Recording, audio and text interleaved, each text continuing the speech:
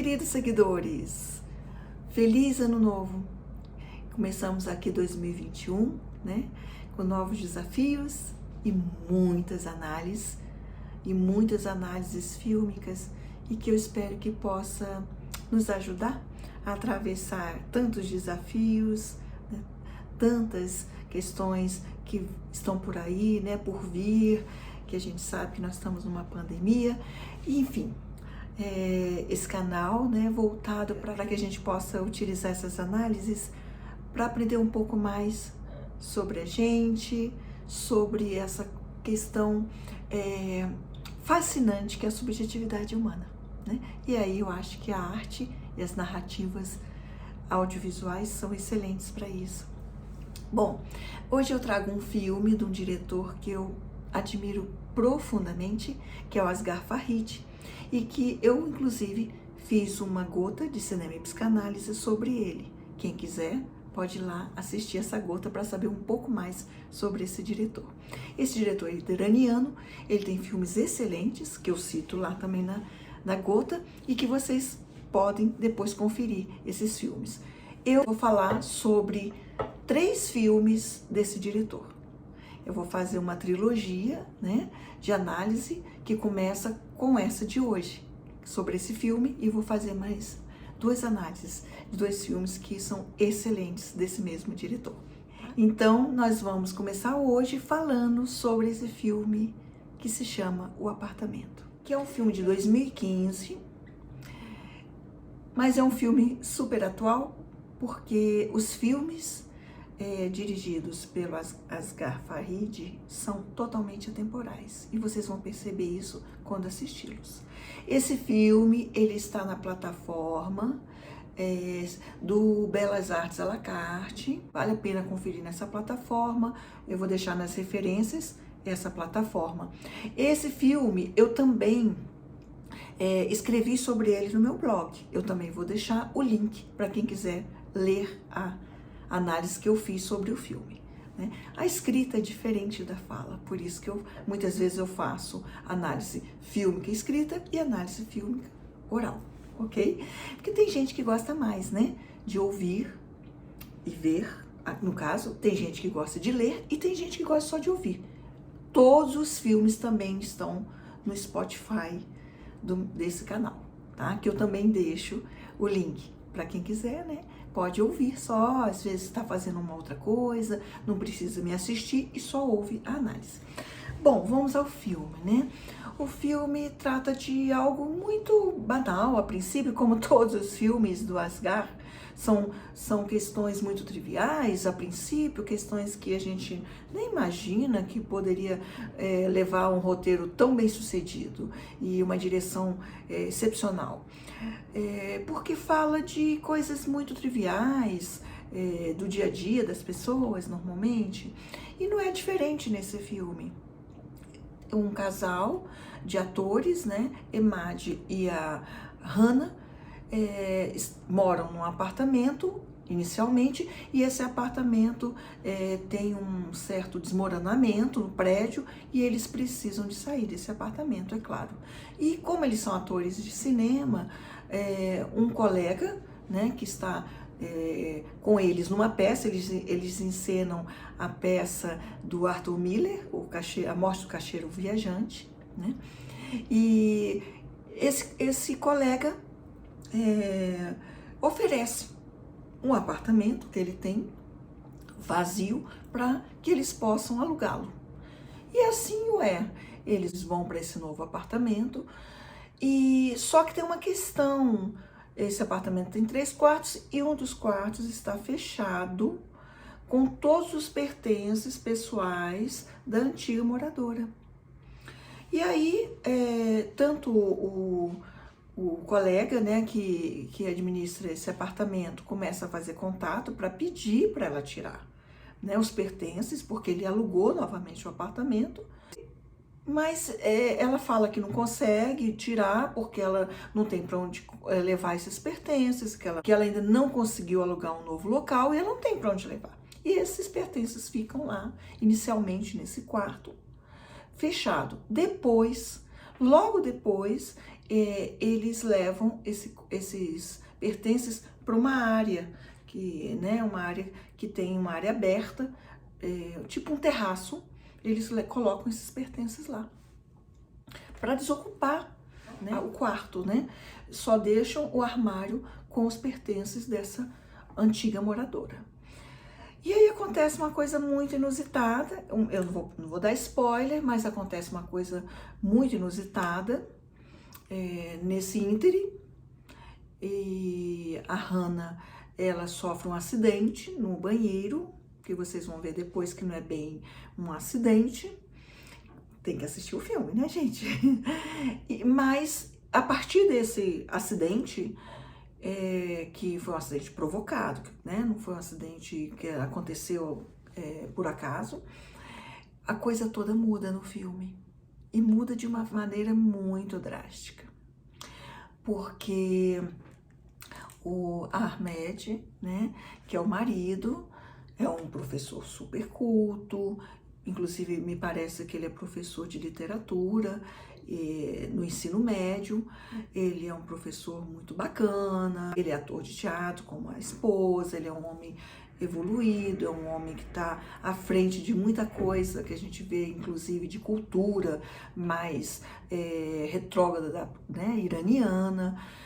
Inclusive, em alguns momentos eles falam que ele vai ter que falar com a censura sobre algumas questões da peça. Enfim, é um homem que está um pouco à frente, né, das questões culturais, né, que a gente sabe, muito arraigadas, principalmente machismo e etc. Só que assim, a partir do momento que acontece esse incidente e que o Ahmed é profundamente afetado por esse incidente em relação à esposa, a gente vê que como é interessante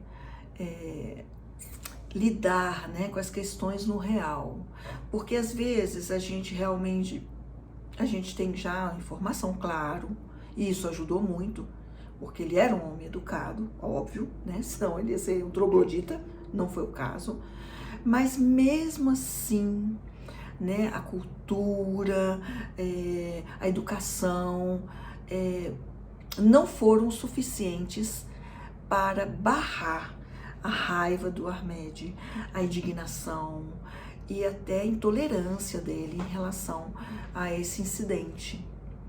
E aí a gente vai ver um homem profundamente magoado, um homem vingativo, um homem irritado, um homem que realmente está profundamente atingido, principalmente na sua questão de homem, de macho, que é tão rica, né, para qualquer homem, e que ele não fica atrás, né, também. E aí a gente vai ver uma questão muito delicada, né, do Ahmed, porque ele começa a, de qualquer jeito, procurar o responsável por essa situação em relação à esposa. E ele fica obcecado por isso, ele não conversa quase com a Hannah, ele fica irritado, ele cobra muito dela uma posição, que você vai para a polícia, você não vai, e ela fala que não consegue para a polícia, e ela também só consegue ficar na questão do trauma, né, do medo, ela fica muito traumatizada. E aquele desmoronamento que a gente vê no apartamento que eles moravam, ele é deslocado também para um desmoronamento na relação dos dois, né? Há um afastamento e começa a afetar tudo na vida deles. E aí é interessante porque a gente vai ver um desfecho muito inusitado nesse filme. Essa antiga moradora, né, essa ex-moradora do apartamento que eles alugam, ela é uma garota de programa. Só nos últimos momentos finais do filme, a gente vê o Ahmed falando mulher da vida, mas durante todo o filme eles usam sempre eufemismo, a mulher leviana, mulher isso, mulher aquilo, mas eles não falam que ela é uma prostituta, e a gente não sabe se é por causa da própria censura iraniana, que não é dita em nenhum momento esse significante, prostituta, né? E nem garota de programa. Mas pelos vizinhos reclamam muito, falam que ela era uma pessoa problemática, porque tinha muitos clientes, então a gente vai vendo que ela era uma garota de programa. E aí a gente vai ver um Emad totalmente, né, como eu falei, diferente daquele homem que a gente vê no início, um homem tranquilo, um homem culto, um homem dando uma aula excelente, um homem amigável com os alunos, e a gente vai ver um homem raivoso, um homem com muita sede de vingança, né?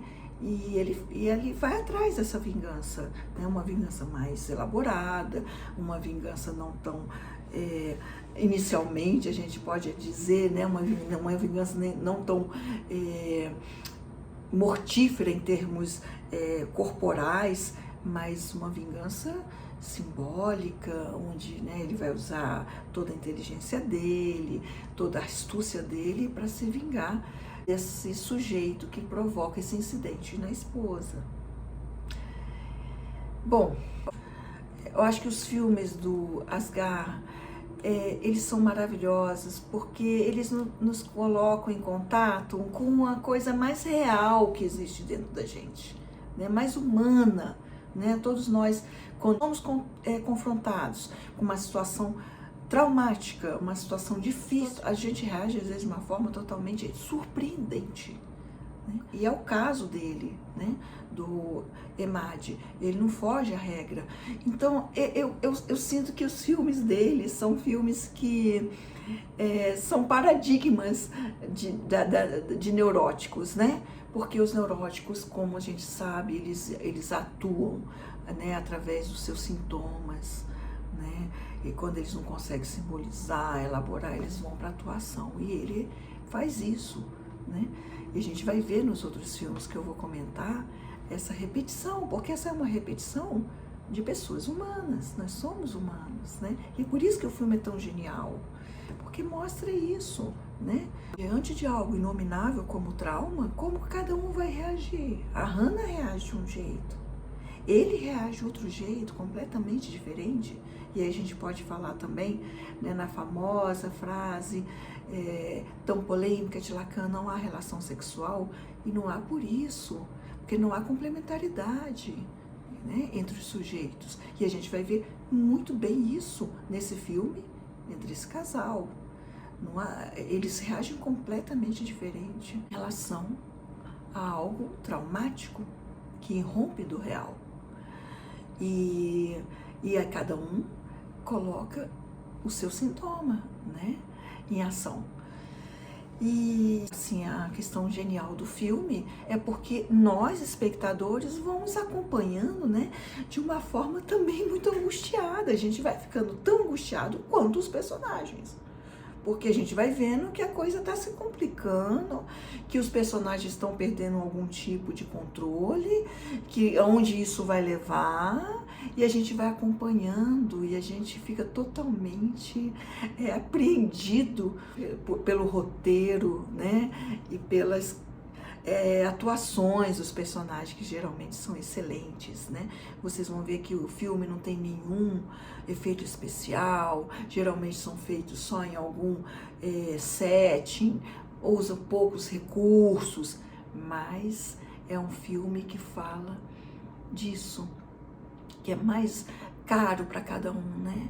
Amor, perda, trauma, dificuldades em lidar com isso tudo.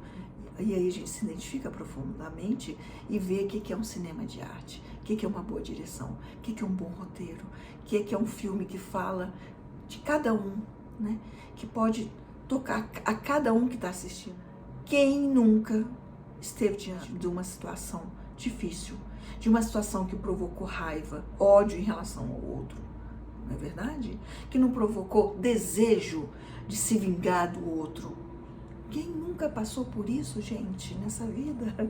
E isso que esse diretor, ele faz com uma sabedoria incrível. Então fica aqui a dica, assistam o filme O Apartamento, vejam como é delicado passar por um trauma e como é delicado para cada um, né, reagir da melhor forma diante de um trauma, diante de algo que rompe, que a gente foi surpreendido, como no caso é esse casal, ok?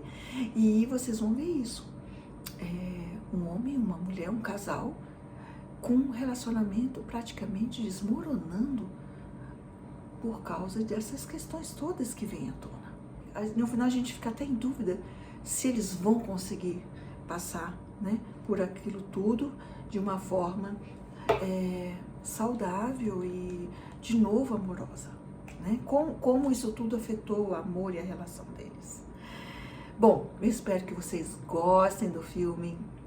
Eu espero que vocês aproveitem o que eu trago aqui para vocês, para poder se aprofundar sobre esse filme, ok?